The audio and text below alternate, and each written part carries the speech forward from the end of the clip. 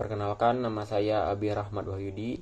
Saya dari kelas 11.5. Di sini saya akan mempresentasikan tugas ekonomi, yaitu tentang materi bentuk-bentuk koperasi. Ada dua pembahasan. Yang pertama, pengertian koperasi, dan kedua, bentuk-bentuk koperasi. Langsung saja kita masuk ke materi yang pertama, yaitu pengertian dari koperasi. Jadi pengertian dari koperasi yaitu badan usaha yang didirikan oleh orang perseorangan atau badan hukum koperasi dengan pemisahan kekayaan para anggotanya sebagai modal untuk menjalankan usaha yang memenuhi aspirasi dan kebutuhan bersama di bidang ekonomi, sosial, dan budaya sesuai dengan nilai dan prinsip koperasi. Kita lanjut ke materi yang kedua, yaitu bentuk-bentuk koperasi.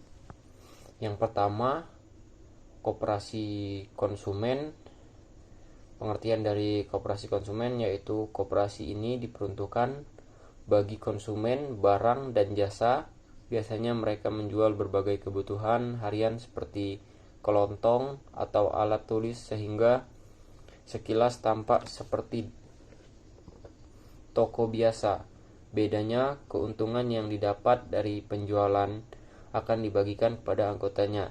Selain itu, karena biasanya yang membeli dari koperasi konsumen adalah anggota juga, maka harga barangnya cenderung lebih murah dari toko biasa. Lanjut, yang kedua, koperasi produsen. Koperasi ini diperuntukkan bagi produsen barang dan jasa. Koperasi ini menjual barang produksi anggotanya, misalnya koperasi peternak sapi perah menjual susu, sedangkan koperasi peternak lebah menjual madu. Dengan bergabung dalam koperasi, para produsen biasanya mendapatkan bahan baku dengan harga yang lebih murah dan menjual hasil produksinya dengan harga yang layak. 3. Koperasi jasa. Koperasi jasa hampir sama seperti koperasi konsumen, tetapi yang disediakan oleh koperasi ini adalah kegiatan jasa atau pelayanan bagi anggotanya. Misalnya, koperasi jasa angkutan atau koperasi jasa asuransi. Yang keempat, koperasi simpan pinjam. Koperasi simpan pinjam memberikan pinjaman kepada anggotanya. Koperasi ini bertujuan untuk membantu anggotanya yang membutuhkan uang dalam jangka pendek dengan syarat yang mudah dan bunga yang rendah. Yang kelima, koperasi serba usaha.